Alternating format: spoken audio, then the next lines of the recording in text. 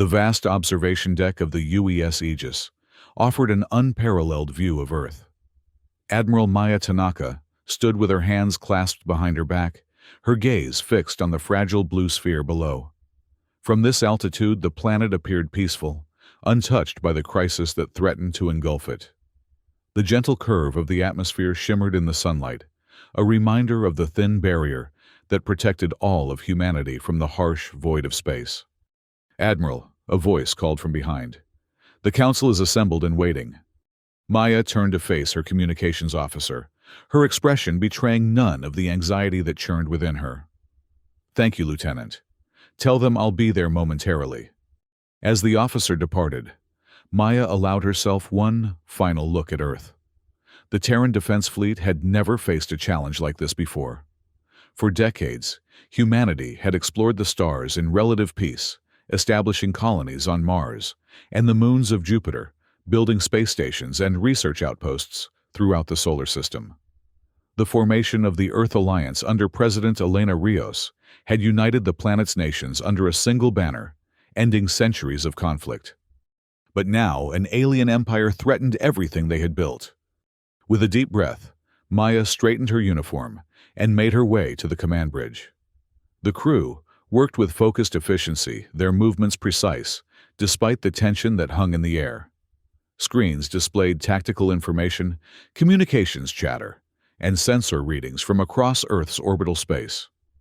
At the center of it all stood a holographic projection of the Galactic Empire's escort fleet that had appeared without warning 3 days ago.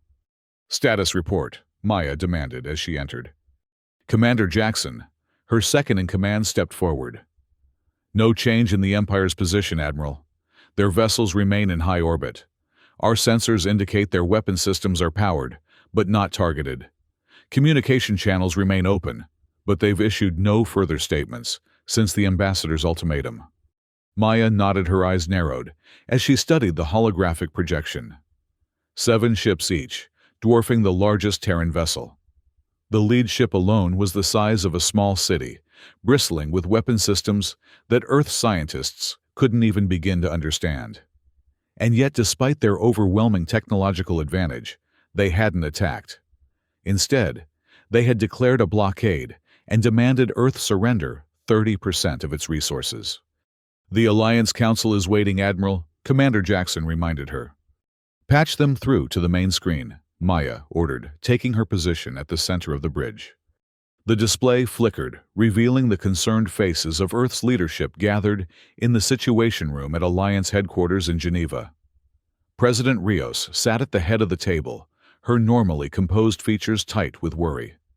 Around her sat representatives from every continent, military advisors and scientific experts, all looking to Maya for answers she wasn't sure she had. "Admiral Tanaka," President Rios began, her voice steady despite the circumstances. "Your assessment of the situation, please." Maya stood straighter. "Madam President, members of the Council, the Galactic Empire's fleet remains in position. Our analysis suggests their technology is at least a century beyond our own. Their energy signatures indicate weapons capabilities that could overwhelm our defenses within minutes. However, they have made no aggressive moves since establishing their blockade." "And their demands?" asked Councillor Mbeki of the African Union. "Unchanged," Maya replied. 30% of Earth's resources to be delivered according to a schedule they've provided. Water minerals, rare elements, and biological samples. "Tribute," spat General Harris, the Alliance's senior military advisor. "They're treating us like a conquered colony." "What about the ambassador?" President Rios asked. "Has he requested another meeting?" Maya shook her head. "Ambassador Korta has remained aboard their flagship. He's indicated he expects our answer within the next 24 hours. A heavy silence fell over the council. President Rios leaned forward, her gaze intense. "Your recommendation, Admiral?" Maya had been considering this question since the alien fleet first appeared. "We need more time, Madam President. I recommend we agree to preliminary negotiations while we strengthen our defensive position. The Empire clearly has the technological advantage, but they've chosen diplomacy first. That gives us an opportunity. An opportunity for what demanded Counselor Chen of the Asian Federation. To delay the inevitable, they could obliterate our cities from orbit. Then, why haven't they? Maya countered. They've chosen to negotiate rather than simply take what they want. That suggests either they have limitations we don't understand, or there's something else at play. President Rios nodded slowly. What do you propose, Admiral? Operation Ironwall. Maya replied, activating her datapad to share tactical displays with the Council. While we engage in diplomatic talks, we quietly deploy our stealth vessels throughout Earth's orbit. We activate all of our surveillance satellites and defensive platforms.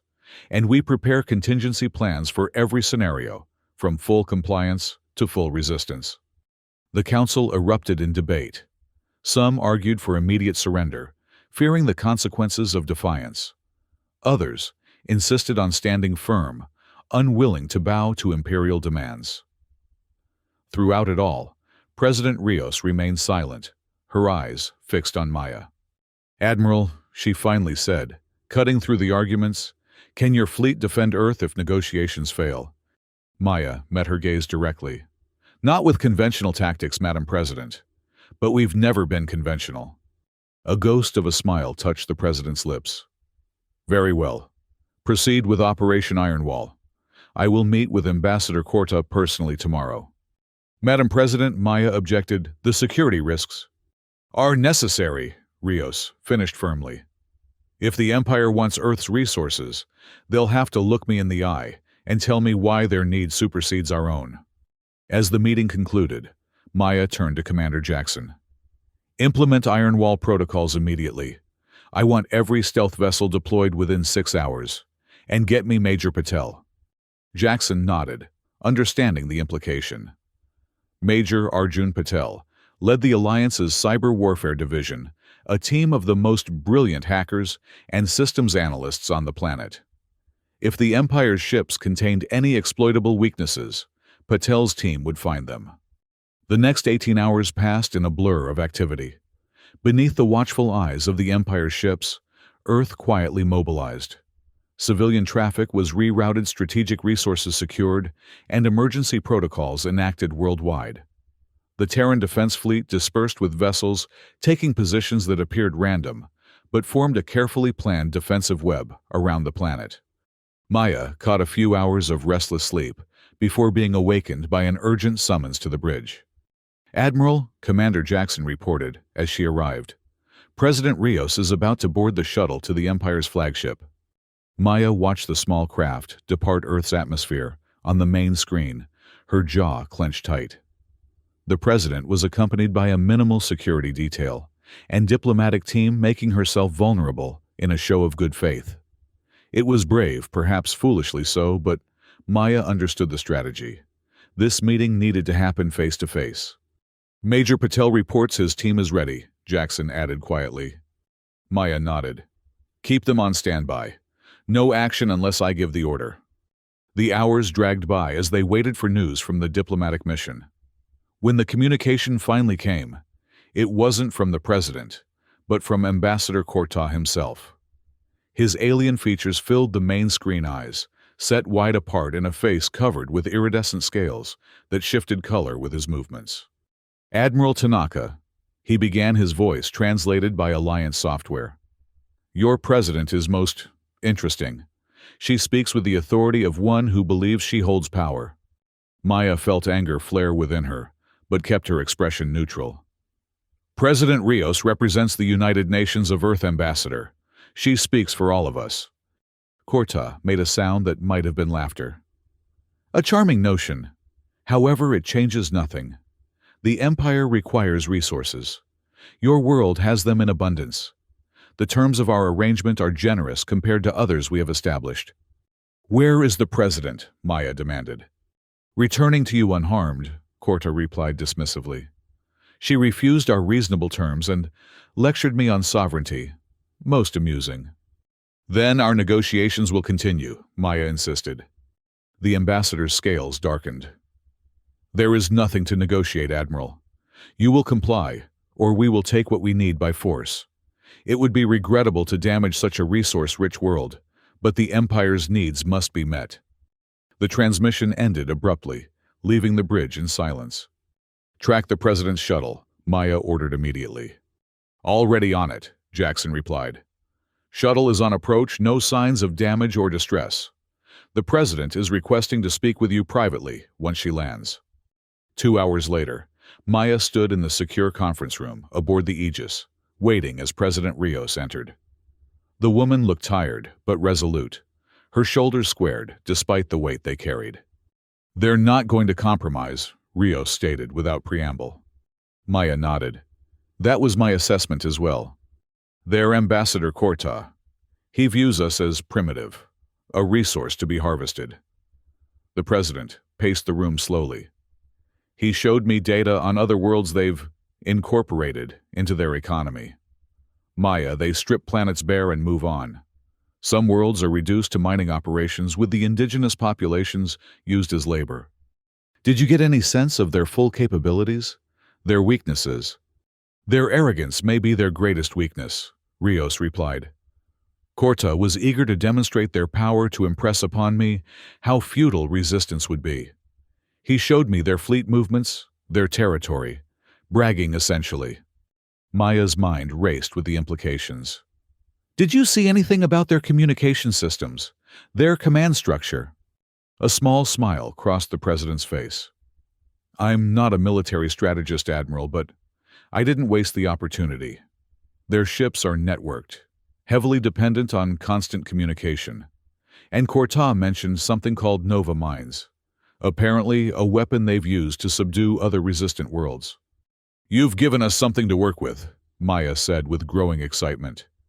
"Madam President, I need your authorization to activate the second phase of Ironwall." Rios hesitated, understanding what Maya was asking. The second phase went beyond defensive positioning to active countermeasures, a commitment to resistance. "The Council is divided," she admitted. "Half believe we should negotiate for better terms, find a way to comply without destroying our economy. The other half want to fight regardless of the cost." "And you, Madam President, what do you believe?" Rios looked out the viewport at Earth below, silent for a long moment. "I believe that freedom is non-negotiable, Admiral. You have your authorization." Within the hour, Maya had assembled her senior officers for a classified briefing. The room was secure, with all electronic devices removed and signal jammers activated to prevent any potential surveillance. "Ladies and gentlemen," Maya began, "as of this moment we are at war with the Galactic Empire. Not officially, not publicly, but make no mistake, we are fighting for our survival." She activated the holographic display showing the positions of Terran vessels throughout Earth's orbit. "Phase 2 of Operation Ironwall begins now. Major Patel, your team will spearhead our first offensive. I want their communications disrupted, not destroyed. Disrupted. Make them think it's a natural anomaly, solar flare interference, anything but a deliberate attack." Patel, a brilliant man with quick eyes and quicker fingers, nodded confidently. "We've been analyzing their transmission patterns. There are vulnerabilities. It won't be permanent, but we can give you a window." "That's all we need," Maya confirmed. "Lieutenant Colonel May," she continued, addressing the leader of her special operations team, "your mission is the most dangerous. Once Patel creates our window, you'll take a stealth craft and board one of their scout ships. We need intelligence, specifically about these Nova mines the President mentioned." Lieutenant Colonel May was the epitome of focused calm, her short hair framing a face that rarely showed emotion. "My team will be ready, Admiral. We've been studying their ship designs since they arrived." "This is a reconnaissance mission only," Maya emphasized. "Get in, gather intelligence, get out. No heroics." "Understood," May replied. "The rest of you will maintain our defensive posture while appearing to comply with their demands. I want loading shuttles, visible preparation for resource collection obvious. Make them believe we're reluctantly cooperating." As the officers dispersed to their assignments, Commander Jackson remained behind. "This is a significant gamble," he observed quietly. Maya nodded. "It is, but I don't see another option. If we comply with their demands now, they'll only demand more later. Eventually, they'll take everything. And if we fail, she met his gaze steadily. Then history will remember that humanity didn't surrender without a fight. The next 12 hours were the most tense of Maya's career. Major Patel's team worked their technological magic creating systematic disruptions in the Empire's communications network that appeared to coincide with solar activity. Under this cover, Lieutenant Colonel May's Special Forces team boarded their stealth craft and slipped away from the Aegis invisible to conventional sensors. Maya monitored both operations from the bridge, her outward calm belying the storm of anxiety within. If either mission was discovered, the Empire would certainly respond with immediate force. Major Patel reports Phase 1 complete, Jackson informed her. The Empire's communications are experiencing a 40% degradation with intermittent complete failures. Their vessels are switching to secondary systems, but experiencing significant lag. And Lieutenant Colonel May? Stealth craft is on approach to the target. No indication they've been detected. Maya nodded, allowing herself to feel a moment of hope. Keep me informed of any changes. The smallest deviation could indicate they're onto us. The waiting was excruciating. Maya forced herself to attend to other duties, reviewing fleet deployments and resource allocations, all while acutely aware of May's team, risking their lives in the void. 3 hours later, the bridge erupted in activity as alerts sounded. Multiple energy spikes from the Empire fleet, reported the sensor officer. They're activating weapon systems. Have we been discovered? Maya demanded, rushing to the tactical display. Negative, Admiral, Jackson replied, after a tense moment. They're conducting some kind of drilling exercise. Ships are maneuvering in formation but maintaining their general position around Earth. Maya released a breath she hadn't realized she was holding. Continue monitoring. Any word from May? Not yet. They're maintaining communication silence as ordered. Another 2 hours passed before the awaited signal finally came through. A brief, encrypted burst transmission indicating the mission's completion. Maya immediately ordered a secure communication channel open to the returning stealth craft. Lieutenant Colonel May's face appeared on the screen, her expression grim but triumphant. Mission accomplished, Admiral. We've secured the intelligence and are returning with a bonus. An Empire officer for interrogation. Maya's eyebrows rose in surprise. That wasn't part of the mission parameters, Colonel. An opportunity presented itself, May replied unapologetically. The officer was isolated examining what we believed to be a Nova mine prototype. We determined the intelligence value outweighed the risk. It was a bold move, one that increased their danger significantly, but Maya couldn't deny the potential value. Understood. Return to the Aegis immediately. I want a full debriefing as soon as you land. The information May's team brought back exceeded Maya's wildest hopes. The captured officer, though initially resistant, provided valuable insights when confronted with the data already stolen from the ship's computers. The Nova mines were revealed to be sophisticated weapons designed to create localized disruptions in space-time, capable of disabling multiple vessels simultaneously without destroying them, perfect for subjugating worlds without damaging valuable resources. More importantly, they discovered that the Empire's overwhelming force was partly illusion. Their ships, while technologically advanced, were not invincible. They relied heavily on their reputation and intimidation tactics, counting on immediate submission rather than prolonged resistance. Their power requirements are enormous, explained Major Patel as he analyzed the stolen data. These ships can't maintain full battle readiness indefinitely. That's why they're in power conservation mode now with only essential systems running. And the Nova mines? Maya asked. Devastating but limited, Lieutenant Colonel May answered. They have perhaps a dozen aboard the entire fleet. They can't afford to waste them. Armed with this knowledge, Maya developed a daring counter-strategy. She presented it to President Rios and the Council in a secure transmission, knowing that what she proposed would either save Earth or condemn it. We have a single opportunity, she explained, highlighting tactical projections. The Empire expects submission, not resistance. Their ships are formidable, but not invulnerable. If we strike simultaneously from multiple vectors, concentrating on their communication arrays and power distribution systems, we can disable their fleet without destroying it. That's a significant if, Admiral General Harris observed. It is, Maya acknowledged. But our intelligence suggests it's possible. More importantly, it suggests that the Empire has overextended. This fleet isn't just here to subjugate Earth. It's here because they need our resources. They're facing shortages.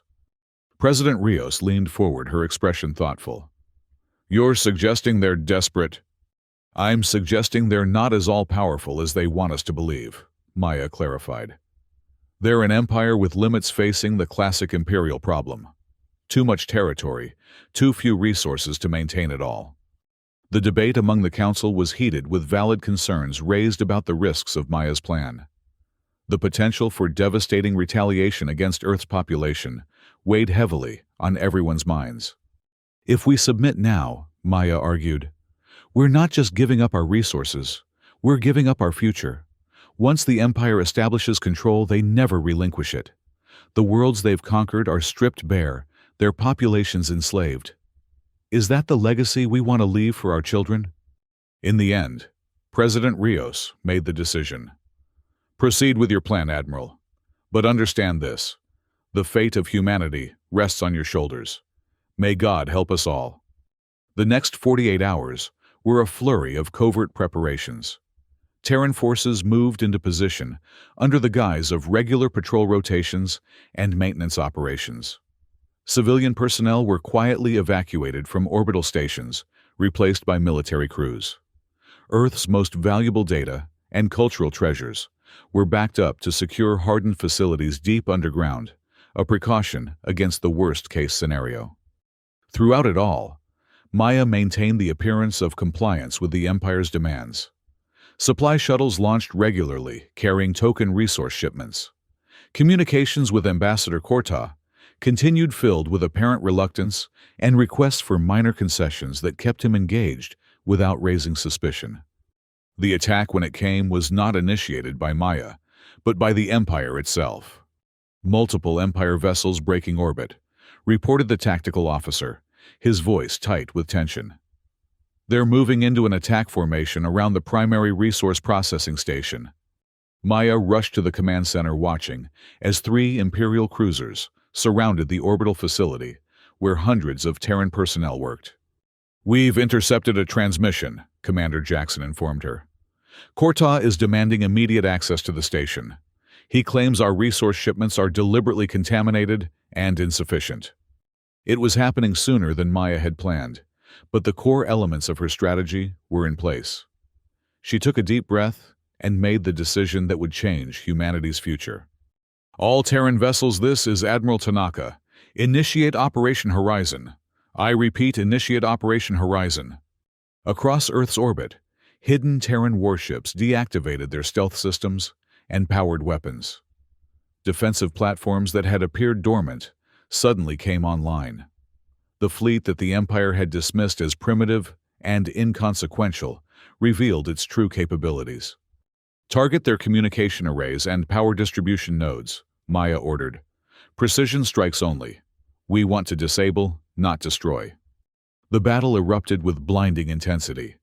Imperial vessels, caught off guard by the sudden appearance of ships that their sensors hadn't detected, responded with initial confusion that quickly gave way to overwhelming force. Energy weapons lashed out, tearing through the vacuum of space, while defensive shields shimmered under the assault. First wave successful, Jackson reported amid the chaos. 2 Empire vessels have lost communications capability. Their formation is breaking. Maya nodded grimly. Launch the second wave, and get me a direct channel to Ambassador Korta. When the ambassador's face appeared on the screen, his scales had darkened to a deep crimson, a sign of rage Maya had learned. What is the meaning of this treachery? He demanded. You dare to attack the Empire. This isn't an attack, Ambassador, Maya replied calmly. This is a demonstration. Your ships are disabled, not destroyed. Your crews are unharmed. We could have struck without warning, but that's not who we are. You have signed your world's death warrant, Corta snarled. Our main fleet will reduce your cities to ash. Perhaps, Maya acknowledged, but not today, and not before we destroy every ship you have in orbit. You came here expecting easy conquest, Ambassador. You found something else entirely, a unified world that values its freedom above all else. As they spoke, the battle continued to rage. Terran vessels executed the carefully planned assault, targeting specific systems, rather than attempting to destroy the vastly superior Imperial ships. It was a strategy born of necessity. They couldn't win a conventional engagement, but they could inflict significant damage before being overwhelmed. Admiral Jackson called urgently. They're deploying Nova mines. Maya's heart raced. This was the moment of greatest danger and greatest opportunity. Initiate countermeasures. Deploy the shield net. Hundreds of small autonomous drones that had been concealed among orbital debris suddenly activated, forming a protective web around Earth's atmosphere. As the Nova mines detonated, their space-time disruptions were contained and redirected by the shield net, creating spectacular auroras in Earth's upper atmosphere, but causing minimal damage. The battle reached its climax as the Aegis engaged Corta's flagship directly. The Imperial vessel dwarfed Maya's command ship, but the Aegis was more maneuverable, darting around the larger ship like a wasp, harassing a bear. Their main weapons array is powering up, warned the tactical officer. Evasive pattern, Delta. Maya ordered. Bring us in close to their ventral section. They can't fire their main weapons without risking damage to their own hull.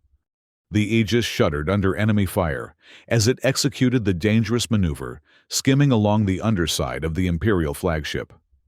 At such close range, the disparity in size became a disadvantage for the Empire, their weapons unable to target effectively, while the Aegis delivered precise strikes to critical systems.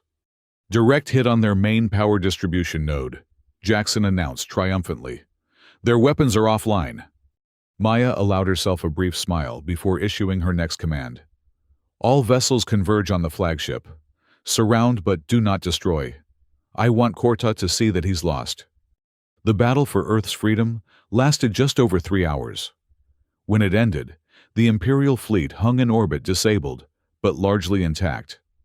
Communication between their vessels had been severed, their weapons rendered useless, and their vaunted technological superiority proven to be vulnerable after all. Maya stood before the main view screen as President Rios delivered what would become known as the Mars Declaration, named for the red planet visible in the background, as she addressed not just Earth, but the galaxy beyond. To the Galactic Empire and all who would threaten our sovereignty, the President began, her voice steady and resolute. Today, humanity has demonstrated that we will not bow to intimidation or force. We seek peace with all sentient beings, but we will defend our freedom with every resource at our disposal. She paused, her gaze seeming to penetrate the screen to meet the eyes of Imperial leaders light years away. As of this moment, all Imperial vessels are banned from Terran space. Any violation of this ban will be met with immediate and decisive force. We do not seek conflict with the Empire, but neither will we submit to its demands.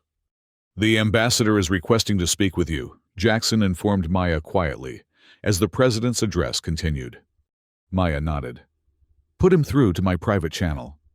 Corta's face appeared, his scales now a dull gray, a color Maya hadn't seen before. Admiral Tanaka.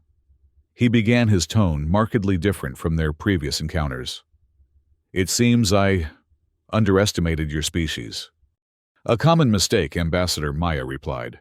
One I hope won't be repeated. The Empire does not forget defeats, Corta warned, though the threat in his words was undermined by his current position. Neither does Earth, Maya countered. But we're offering you and your crews safe passage out of our system. Take this message back to your leaders. Earth is not a resource to be harvested. It is the home of a species that values its independence and will fight to preserve it. The aftermath of what would come to be called the Horizon Battle unfolded over the following weeks. The Imperial fleet, once repairs to their propulsion systems were complete, withdrew from Earth's orbit. They departed not in disgrace, but with a newfound respect for the planet they had so casually threatened. Word spread quickly throughout nearby systems. The world that had defied the Empire became a symbol of resistance, inspiring other subjugated planets to question their compliance. Diplomatic envoys from free worlds arrived at Earth, seeking alliance with the planet that had accomplished the impossible. 3 months after the battle, Maya stood in the Grand Assembly Hall in Geneva, watching as President Rios signed the new Geneva Accords, with representatives from a dozen worlds, including, surprisingly, an Imperial envoy. The treaty established buffer zones between Imperial and free space, normalized diplomatic relations, and set terms for regulated trade. "They're calling you the Defender of Earth," Commander Jackson commented as he joined Maya at the reception following the signing ceremony. She shook her head, uncomfortable with the title. "I did my duty. We all did." "It was more than duty," he insisted. "You saw a path when everyone else saw only submission or destruction." Maya's gaze drifted to the large window overlooking Lake Geneva, where the setting sun painted the water in shades of gold and crimson. "The Empire isn't defeated," she reminded him. "They've withdrawn for now, but they'll be back. Maybe not next year or the next decade, but eventually. They still need resources." "And we'll be ready," Jackson assured her. "The Alliance is stronger than ever.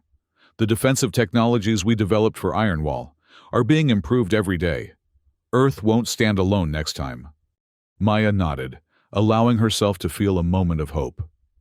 The battle had united humanity in a way that centuries of diplomacy had failed to achieve. Ancient rivalries had been set aside in the face of a common threat. Resources once dedicated to internal conflicts were now directed toward strengthening their collective defense and expanding sustainable technologies. Admiral Tanaka, President Rios called, approaching with a glass of champagne. "Not enjoying the celebration?" Maya smiled. "Just contemplating our future, Madam President." "A future we might not have had," Rios acknowledged, her expression solemn. "The Council has approved your proposal for the Sentinel program. Construction of the Deep Space Monitoring Network will begin next month." "Thank you, Madam President. Early warning will be our greatest advantage when the Empire returns." "If they return," Rios corrected. "Our intelligence suggests the Empire is facing internal challenges. Your victory may have inspired more than just the free worlds." The implication was significant. If the Empire's subjected worlds began to resist, the entire balance of power could shift. It was a tantalizing possibility, one that Maya had scarcely dared to hope for. In the meantime, the President continued, "We have a galaxy to explore. The Alliance has authorized construction of 3 new exploration vessels, with you as the fleet commander. It's time we took a more active role in galactic affairs." Maya felt a surge of excitement at the prospect. "I'd be honored, Madam President." Later that evening, Maya returned to the Aegis, which remained in orbit as Earth's primary defensive vessel. She made her way to the observation deck, where this entire journey had begun, gazing down at the planet below. Night had fallen over Europe's city lights, tracing the outlines of countries and coastlines, a lattice of human civilization shining in the darkness. "Beautiful, isn't it?" Lieutenant Colonel May asked, joining her at the viewport. "Worth defending," Maya replied simply. "The crew is talking about what comes next," May commented. "They're ready for whatever you decide, continued defense or exploration." Maya considered the question that had been on her mind since the battle ended. "Why do you think the Empire chose Earth? Of all the resource-rich worlds they could have targeted, why ours?" May was silent for a moment, contemplating. Perhaps it wasn't just about resources. Perhaps they saw our potential, what we could become if left unchallenged. "A rival," Maya murmured. "Or something they've never encountered before," May suggested. "A world that chooses cooperation over conquest, that values freedom over power." The notion resonated with Maya. Earth's history was certainly filled with conflict and imperialism of its own, but in recent decades, humanity had begun to chart a different course. The Alliance, for all its flaws, represented a new approach to governance, one based on consensus rather than coercion. Whatever their reasons, Maya said finally, they've united us in a way nothing else could have. Perhaps that will be their legacy, not conquest, but the catalyst that propelled humanity to its true potential. As the Aegis continued its silent orbit around Earth, Maya felt a profound sense of purpose. The battle against the Empire had been won, but the greater challenge lay ahead, building a future worthy of the sacrifice and courage displayed by those who had defended their home. The stars stretched out before her, countless worlds waiting to be discovered. Somewhere among them, the Empire continued its expansion, consuming resources and subjugating populations. But now, there was resistance, a beacon of hope in the darkness. Earth had declared its independence and in doing so had changed the course of galactic history. Maya Tanaka, once simply an admiral tasked with protecting her planet, now found herself at the vanguard of a new era. Whatever came next, peace or conflict, exploration or defense, humanity would face it together, united by the shared conviction that freedom was worth any price. And as the first light of dawn broke over Earth's horizon, painting the atmosphere in shades of hope, Maya allowed herself to believe that the best of humanity's journey was yet to come. The diplomatic channels established after the Horizon battle operated with cautious efficiency. Earth's representatives, now recognized across multiple systems, worked tirelessly to build alliances and secure technology exchanges. The knowledge gained from examining the disabled Imperial vessels accelerated Terran technological development by decades, particularly in the fields of energy generation and faster-than-light communication. Maya spent the following year overseeing the construction of Earth's new exploration fleet. 3 vessels, each larger and more advanced than the Aegis, took shape in orbital shipyards. They represented not just humanity's defiance of the Empire, but its determination to forge its own path among the stars. The flagship, christened the UES Discovery, incorporated hybrid technology, Terran ingenuity, enhanced by concepts derived from Imperial systems. Its bridge was a marvel of human-centered design, with interfaces that responded to thought, as well as touch and adaptive environmental systems that adjusted to individual crew preferences. "She's beautiful," Maya remarked, as she toured the nearly completed vessel alongside the lead engineer, Dr. Samir Kapoor. "And powerful," Kapoor added with undisguised pride.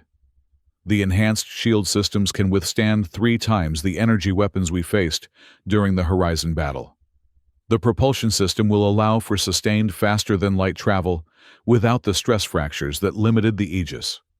Maya ran her hand along a console, feeling the subtle vibration of power beneath her fingertips. "And the crew quarters?" "Designed for long-term missions," Kapoor confirmed.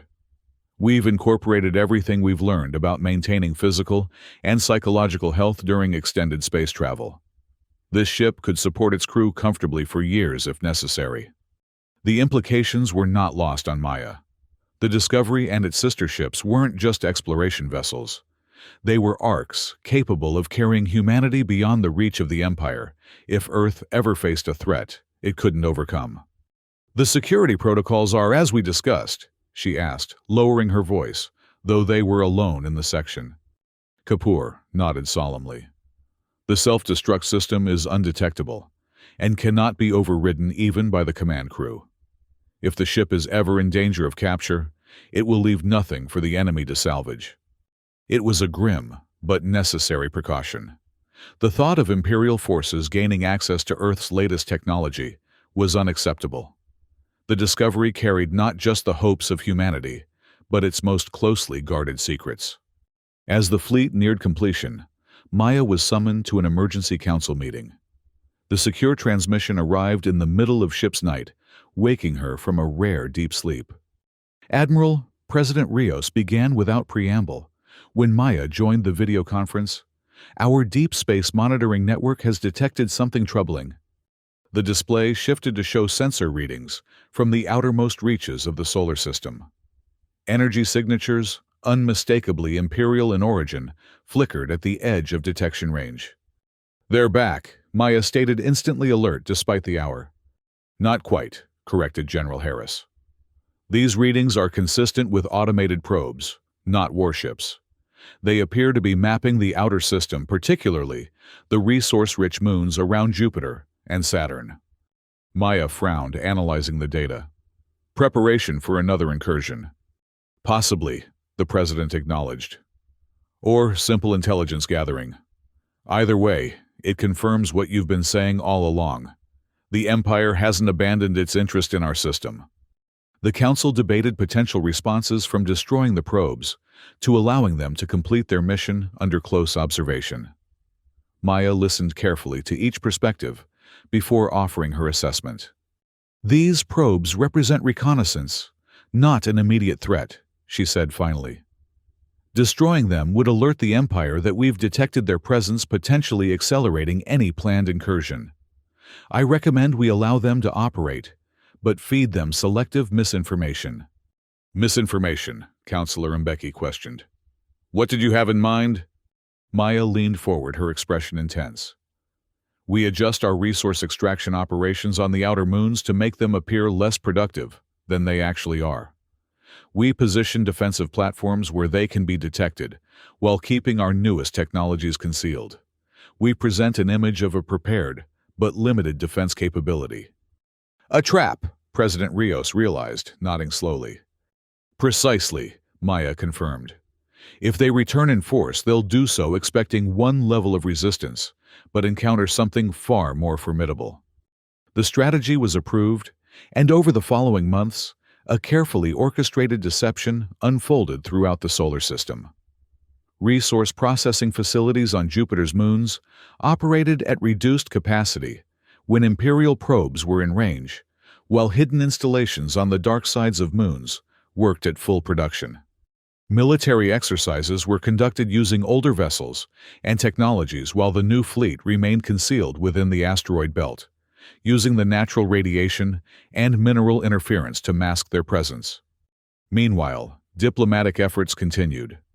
Earth's representatives traveled to neutral worlds, building a network of allies, united by their desire to remain independent of imperial control. Trade agreements were established, cultural exchanges initiated, and mutual defense pacts signed. The once isolated Earth was becoming a hub of interstellar cooperation, a development that did not go unnoticed by Imperial intelligence. 6 months after the detection of the probes, Maya received a visitor aboard the Discovery. Ambassador Corta, his position within the Empire, apparently undiminished by his failure at Earth, arrived under a flag of truce. He was escorted to the conference room where Maya waited alone, a deliberate choice to emphasize her authority. Admiral Tanaka, Corta, greeted her, his scales a neutral blue-gray that revealed nothing of his emotional state. Your new vessel is impressive. My compliments to your engineers. Thank you, Ambassador, Maya replied coolly. I trust your journey was comfortable. Quite. He settled into the chair across from her, his alien physiology making the human furniture seem ill-suited to his frame. I bring a message from the Imperial High Command. Maya maintained a neutral expression, despite her surprise. Direct communication from the Empire's leadership was unprecedented. I'm listening.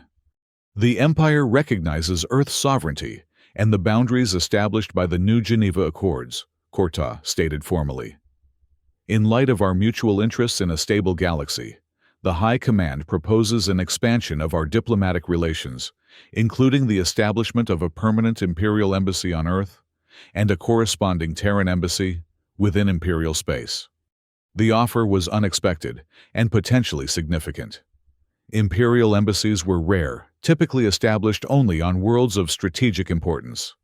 But Maya was too experienced to take the proposal at face value. A generous offer, she acknowledged carefully. May I ask what prompted this sudden interest in diplomatic expansion? Corta's scales rippled slightly, a tell Maya had learned to recognize as discomfort. The Empire values stability above all. Your world's unexpected capabilities have created certain adjustments in Imperial strategic thinking. Maya translated the diplomatic speech easily enough. Earth had proven itself too costly to subjugate through force, at least for now. The Empire was opting for a different approach, one that would give them legitimate presence on Earth while they reassessed their options. And these embassies would operate under standard diplomatic protocols, she asked, including limits on personnel and technology. Of course, Korta assured her smoothly. The Empire respects interstellar conventions regarding diplomatic missions. Maya doubted that very much, but kept her skepticism hidden. I'll convey your proposal to President Rios and the Council. They'll make the final determination. The ambassador inclined his head, the gesture almost human-like. There is one additional matter, Admiral. The High Command has expressly authorized me to discuss certain technological exchanges that might be of interest to Earth. Now they came to it. The true purpose of this unexpected olive branch. What technologies does the Empire offer? Medical advancements primarily, Korta replied. Treatments for conditions your science still considers incurable. Methods of extending human lifespan significantly. Agricultural techniques that could end food scarcity permanently. The offerings were tantalizing, precisely targeted to address humanity's most pressing challenges.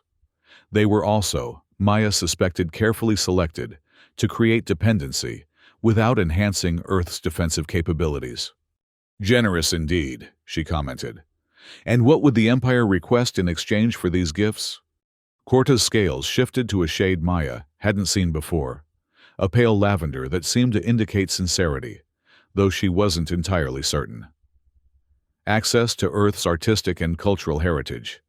Your species has produced works of creativity that the Empire finds fascinating.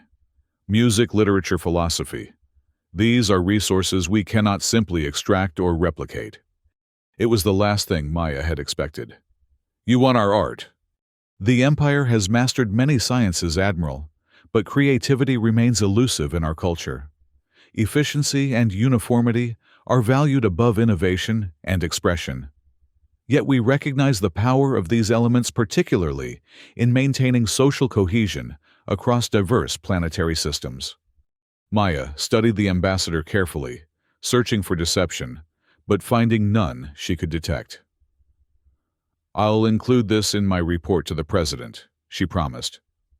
Though I must say it's an unexpected request.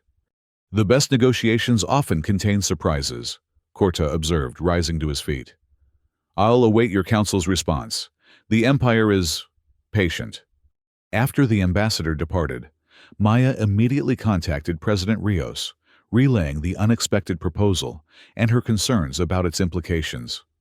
An embassy could be a security risk, the president agreed, but also an opportunity for intelligence gathering of our own.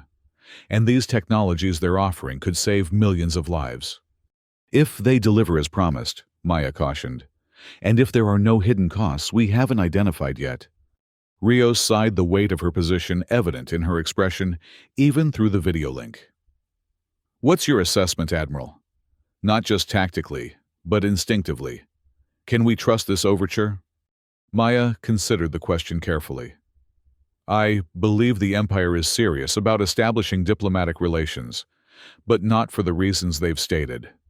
This isn't about cultural exchange or peaceful coexistence. It's about gaining a foothold, learning our weaknesses from within. That said, I don't think it represents an immediate threat. The Empire is vast and ancient. They think in terms of decades and centuries, not months. So we proceed cautiously, Rios concluded. Accept the embassy, but with strict limitations on personnel and technology. Perhaps even designate a specific location away from major population centers. And limited access to sensitive information and facilities, Maya added. We should assume that every imperial diplomat is also an intelligence operative. The negotiations for the establishment of mutual embassies stretched over the following months, each detail scrutinized for potential security implications. The location for the Imperial Embassy was eventually set on a small island in the Pacific, isolated, but hospitable with clear boundaries that could be easily monitored. Throughout this period, Maya continued to oversee the final preparations for the exploration fleet's maiden voyage. The three vessels, Discovery, Endeavour, and Voyager, were now complete. Their crews, selected from the best Earth, had to offer scientists, soldiers, diplomats, and engineers who would represent humanity among the stars. As the launch date approached, Maya found herself increasingly reflective. Standing on the observation deck of the Discovery, she watched Earth rotate slowly below its blue expanses and swirling white clouds, still capable of taking her breath away despite years spent in space. "Permission to join you, Admiral," Lieutenant Colonel May asked from the doorway. Maya smiled, gesturing for her friend and colleague to enter. "Always." May moved to stand beside her at the viewport, her presence companionable after all they had been through together. "The crew is ready. Final supplies were loaded this morning. We can depart as scheduled." "Good," Maya acknowledged. "Any last-minute concerns?" "None of significance, though Dr. Kapoor mentioned he'd like an additional day to run diagnostics on the new propulsion system. He's nothing if not thorough." Maya nodded. "Give him the time. Better to delay launch by a day than discover problems while we're in deep space." They stood in comfortable silence for a moment, both contemplating the journey ahead. The fleet's mission was ambitious, a year-long expedition beyond the boundaries established in the new Geneva Accords, making contact with worlds not yet aligned with either Earth or the Empire, establishing trade relationships, and gathering intelligence on Imperial activities throughout the sector. "Do you ever wonder if we're making the right choice?" May asked suddenly. "Venturing out rather than focusing on strengthening our defenses here?" It was a question Maya had asked herself many times. "We can't afford to remain isolated," she replied. "The Empire found us once. Others will too. Better to establish ourselves as a presence in the galaxy, to build alliances and gather information, than to wait passively for the next threat to appear." "And the embassy," May pressed. "Having Imperial representatives on Earth while we're away." "A calculated risk," Maya admitted. "But President Rios has implemented every security measure we recommended. The embassy will be watched closely, its communications monitored, its personnel tracked. If they attempt anything beyond diplomatic functions, they'll be expelled immediately." May seemed satisfied with the answer. "Then we proceed as planned. The crew is eager to begin this mission, Admiral. Your leadership during the Horizon battle has inspired tremendous loyalty." Maya felt a surge of pride at the compliment. The crew of the Discovery represented the best of humanity. Courageous, intelligent, dedicated to a purpose greater than themselves. Whatever challenges awaited them among the stars, she couldn't ask for finer companions to face them with. The day of launch dawned clear and bright, the departure of Earth's first true interstellar expedition, marked by ceremonies across the planet. President Rios delivered a stirring address from the Alliance headquarters, broadcast to every corner of Earth and transmitted to colonies throughout the solar system. "Today, humanity takes its place among the stars, not as conquerors or subjects, but as explorers and diplomats," she declared.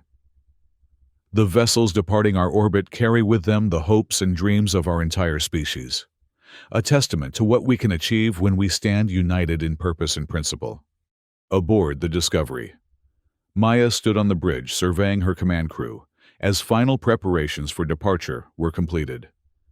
Commander Jackson, now her second-in-command for this historic mission, reported all systems ready.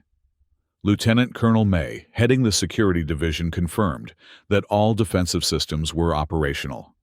Dr. Kapoor gave a final thumbs-up from engineering, indicating that the revolutionary propulsion system was functioning optimally. "Communications, open a channel to Endeavour and Voyager," Maya ordered. The faces of Captain Rodriguez and Captain Kim appeared on the main screen, both radiating the same mix of excitement and solemn purpose that Maya felt herself. "Captain's status report," she requested. "Endeavour is ready, Admiral," Rodriguez confirmed. "All systems go." "Voyager stands ready," Kim echoed. "Crew is at stations and eager to depart." Maya nodded, satisfaction evident in her expression. "Then let us begin this journey together. For Earth, for humanity, and for a future among the stars that we will help to shape." The three vessels moved in perfect formation, breaking free of Earth's orbit with a grace that belied their immense power. As they accelerated toward the outer solar system, Maya thought of all that had brought them to this moment. The threat of the Empire, the unity forged in crisis, the determination to chart their own course, regardless of the challenges ahead. The stars beckoned countless worlds waiting to be discovered.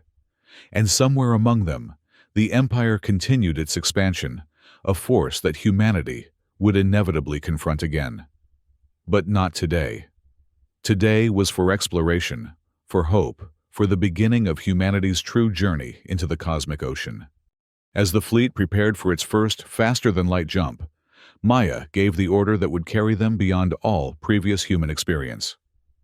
Engage FTL drives. Take us to the stars. In a brilliant flash of energy, the vessels disappeared from the solar system, leaving behind a world forever changed by its encounter with the Galactic Empire. A world that had discovered its strength, its unity, and its place in a universe far larger and more complex than anyone had imagined. And as they traveled through the fabric of space-time, Maya Tanaka, once simply an admiral tasked with defending her planet, now found herself leading humanity's greatest expedition. Whatever wonders or dangers awaited them, Earth would never again be isolated or unprepared. The freedom they had fought for would not be surrendered, and the spirit of exploration that had always defined the best of humanity would guide them forward into an uncertain but promising future. Earth had declared its independence from imperial control, but in doing so, it had also declared its intention to become something more. A beacon of liberty in a galaxy that had known too little of it, a world united in purpose. Despite its many differences, a civilization ready to take its place among the stars, not as conquerors or subjects, but as equals worthy of respect and alliance. The journey had only just begun.